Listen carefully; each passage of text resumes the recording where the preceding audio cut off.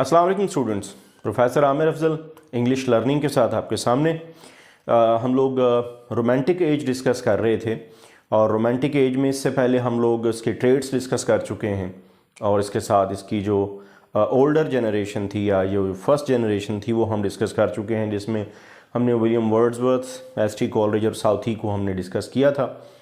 तो जो second phase है, जो सेकंड जनरेशन है इस एज की, इसी रोमांटिक एज की, आज हम वो डिस्कस करने जा रहे हैं।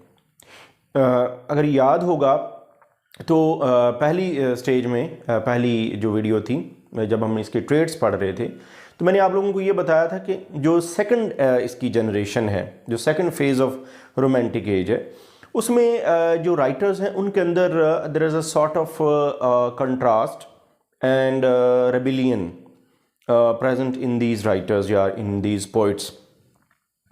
इनके अंदर एक ख़ास रेबिलियन मौजूद है। उस रेबिलियन की ख़ास वजह ये थी कि जब फ्रेंच रेवोल्यूशन के बाद एक रेन ऑफ टेरर स्टार्ट होता है और उसके बाद नेपोलियन बोनापार्ट की हुकूमत आती है और फिर उनकी शिकस्त होती है 1815 के अराउंड, तो जो एक डिसइल्यूजनमेंट हुई फ्रांस के हालात को देख के, तो उससे जो डिसइल्यूजनमेंट है उसने एक ख़ास किस्म का रिएक्शन पैदा किया इन तमाम ऑथर्स में।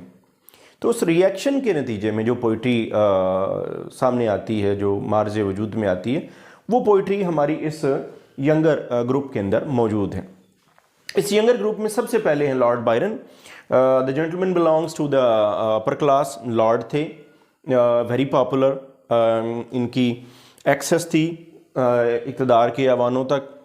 ही used to move in the upper class. Very attractive personality, very attractive personality, at the same time बड़ी कंट्रोवर्शियल पर्सनैलिटी भी थी। बहुत ज़्यादा इनके अंदर एक एनर्जी थी, रेबिलियन था बहुत ज़्यादा। आप कह लें कि इनके अंदर एक आइकॉनोक्लास्टिक किस्म की इनकी क्वालिटीज़ हैं इनके अंदर। इन्होंने स्टार्ट किया English birds and Scottish review से। उसके बाद चाइल्ड हेरोल्ड इनका जो सबसे बड़ा मास्टरपीस है। चाइल्ड हेरोल्ड पिलग्रिमेज जो है ये इन्होंने कुछ फेजेस में जाके कंप्लीट किया। इसकी जो कुछ हिस्सा है वो जब ये एग्जाइल में थे इटली में, तो उस वक्त इन्होंने लिखा, जो कि मास्टरपीस का दर्जा रखता है। मैनफ्रेड एंड कॉइन, और इनका जो शाहकार है वो डॉन युआन है, द विजन ऑफ जजमेंट। ये इनकी चंद एक राइटिंग्स हैं, इनकी बुक्स हैं, इनकी पोइम्स हैं। और इन पोइम्स के अंदर आप इनको एक इंतहाई ईगोटिस्टिक पोइट देखेंगे। इनके अंदर एक ख़ास आप कह लें रेफॉर्मेटरी एक ज़ील मौजूद थी। ही यूज्ड टू थिंक कि जितनी भी उस वक्त के बड़े बड़े आइडियल्स थे उनको इन्होंने तोड़ने की कोशिश की, इन्होंने रिफॉर्म करने की कोशिश की। But he was so daring कि इन्होंने जितना भी इनके ऊपर क्रिटिसिज्म हुआ वो उन्होंने बर्दाश्त किया, बल्कि उसको उन्होंने बॉदर नहीं किया। He used to take up the criticism with smiling face. तो ये इनकी पॉइंट्स में आपको नज़र आता है। रेवोल्यूशनरी आइकॉनोक्लास्म मैंने आपको बताया। He was careless and slip shot style था इनका अपना। एक क्रिटिसिज्म बहुत ज़्यादा हुआ इनके ऊपर, लेकिन इन्होंने कंसिडर जो वो क्रिटिसिज्म था उसको को बहुत ज़्यादा इन्होंने को वेटेज नहीं दी। तो ये एक यंगर जनरेशन में एक रेबिलियस कैरेक्टर थे लॉर्ड बायरन। लॉर्ड बायरन के बाद नेक्स्ट जो हमारे पास पोइट आते हैं, he was also one of the idealist. ये भी रेबिलियस नेचर के थे, बट इनके अंदर और लॉर्ड बायरन के अंदर थोड़ा सा डिफरेंस ये था कि लॉर्ड बायरन जो थे he only gave the criticism against the set norms and the old institutions, जबकि शैली ने शैली के अंदर एक इनोवेटिव और कंस्ट्रक्टिव ज़ील मौजूद थी। रेवोल्यूशनरी आइडियलिस्ट हैं, इनको एक आइडियलिज्म इनकी पोइट्री के अंदर मौजूद है, रेवोल्यूशनरी हैं। He was also against the set traditions of society at that time, लेकिन ये इनोवेटिव थे, ये कंस्ट्रक्टिव थे। सबसे बड़ी बात इनमें एक ऑप्टिमिज्म पाया जाता है इनकी पोइट्री के अंदर, जो कि हमें लैक करता हुआ नज़र आता है लॉर्ड बायरन में। क्वीन मैब इन्होंने लिखी। It was against kings, queens और उस वक्त की जो इंस्टीट्यूशंस थे। इसी तरह रिवोल्ट ऑफ इस्लाम उसके जो बैक ऑफ द माइंड जो ख्यालात थे वो फ्रेंच रेवोल्यूशन की नाकामी या उसके बाद के इफ़ेक्ट्स थे। Prometheus unbound, it was against the operation of gods. Prometheus unbound में इन्होंने एक गॉड्स की या एक अथॉरिटीज़ की जो एक टिरनी है, ये ऑपरेशन जो है उसको क्रिटिसाइज़ किया है। एलेस्टर भी इसी तरह की पोइम है। Basically he was lyrical poet, love for mankind theme में ही वॉज अ रिफॉर्मर। इनकी ode to the west wind, इस तरह की ओड्स भी इन्होंने लिखी। हिम टू इंटेलेक्चुअल ब्यूटी, इनके यहाँ भी एक आपको ब्यूटी का कॉन्सेप्ट मौजूद नज़र आता है, लेकिन that concept of beauty is different from that of Wordsworth and Keats. इसके अलावा इन्होंने, इनके यहाँ भी आपको नेचर का जो है वो काफ़ी ज़्यादा इसके इमेजेस मिलेंगे, but his nature is not that much of my nature. इनकी जो नेचर है वो बड़ी रेवोल्यूशनरी है, टाइप की है, और इनकी जो नेचर है वो बड़ी स्टॉर्मी किस्म की है। इनके जो नेचर इमेजेस हैं वो एलिगरिकल हैं और इन्होंने बहुत रिफाइनमेंट के साथ उनको यूज़ किया है, लेकिन इनके जितने भी इमेजेस हैं, इनके जितना भी आइडियलिज्म है, that was the betterment of society या रिफॉर्म के लिए इन्होंने अपनी पोइट्री के अंदर यूज़ किया। So he is taken as a revolutionary poet. Next, John Keats is the third of this younger generation, youngest of all, and entirely different from these two rebellious और rebel poets. वो किस तरह से different थे? ना तो John Keats का जो बैकग्राउंड है, फैमिली बैकग्राउंड, ना ही टेम्परामेंट, दोनों चीज़ें उनकी डिफरेंट थी इनसे। मसलन Lord Byron, Shelley both belong to the upper class. Upper class से ताल्लुक़ था इनका, इनको एक स्टेटस मौजूद था।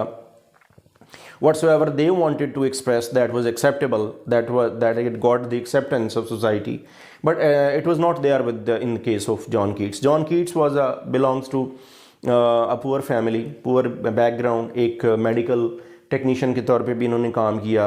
लाइफ इनकी बड़ी मिजरी में गुजरी। He was the youngest, around the age between 25 to 26 इनकी डेथ होती है।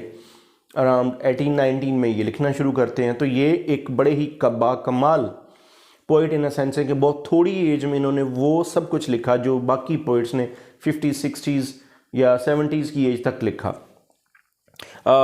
ही वाज ये इनके भाई की डेथ हुई टीबी से। इनको खुद टीबी से इनकी डेथ हुई, बीमार भी रहे। इनकी जो इलनेस थी वो भी काफ़ी ज़्यादा एक सोर्स ऑफ इंस्पिरेशन रही इनकी पोइट्री की। हिज बिलवड फैनी ब्राउन लेफ्ट हिम, तो वो एक इनके लिए बहुत बड़ा सदमा था।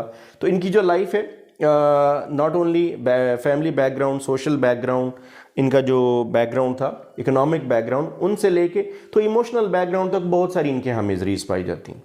तो उन्हीं मिजरीज की वजह से he was not taken as a revolutionary poet. इनके अंदर वो रेवोल्यूशनरी जील आपको बहुत कम, रादर ना होने के बराबर मिलेगी। इन्होंने he got a refuge in the concept of nature and concept of beauty. Concept of beauty इन्होंने अडॉप्ट किया। इनका truth beauty is truth, truth beauty बड़ी मशहूर लाइन है। इनके यहाँ नेचर मौजूद है। इनकी बड़ी बड़ी जो पोइम्स हैं, इनमें इजाबेला है, और इसके बाद आपके पास the Eve of Saint Agnes है, हाइपीरियन है। फिर इनकी जो सबसे ज़्यादा मशहूर हैं वो इनकी ओड्स हैं, ode to a nightingale, ode on aggression, ode to autumn, ode to Psyche, ode on melancholy. तो ये जो जितनी भी ओड्स हैं, इन ओड्स के अंदर कीट्स का कमाल ये है कि कीट्स ने परफेक्शन दी दिस आर्ट ऑफ ओड को। कीट्स की ओड्स जो हैं उनके अंदर आपको एक ख़ास सेंसुअसनेस नज़र आती। इसके अंदर आपको यूज़ ऑफ सेंसेस, 5 सेंसेस का रोल नज़र आता है। इसमें आपको ग्रीक कॉन्सेप्ट नज़र आता है, हेलेनिज्म नज़र आता है, ग्रीक मिथ्स का यूज़ आपको नज़र आता है। इमेजेस बहुत कमाल के हैं और एलिग्रिकल इसके यहाँ, इनके यहाँ भी मौजूद हैं। मीनिंग्स, सिंबल्स जो हैं वो इन्होंने डिफरेंट आप कह लें कि क्लासिकल लर्निंग से लिए हैं। तो बहुत थोड़े से काम में बहुत हैवी किस्म की जो आप कह लें कि इमेजेस और मिथोलॉजी और रेफरेंसेस और एंड इल्यूजन्स इनके यहाँ पाए जाते हैं। तो unlike the other two revolutionary poet, Keats के यहाँ आपको इतना बड़ा रेवोल्यूशनरी कलर नज़र नहीं आता। बाकी दोनों के अंदर एक आप कह लें रिफॉर्म की आपके स्पिरिट नज़र आती है, जबकि जॉन कीट्स में आपको नज़र नहीं आती। John Keats was a pure poet in terms of his writing style and his themes. So this was all about the younger group of the romantic as. Next video के साथ आपके सामने दोबारा हाज़िर होऊंगा। इस वीडियो में सिर्फ इतना ही। Thanks for watching.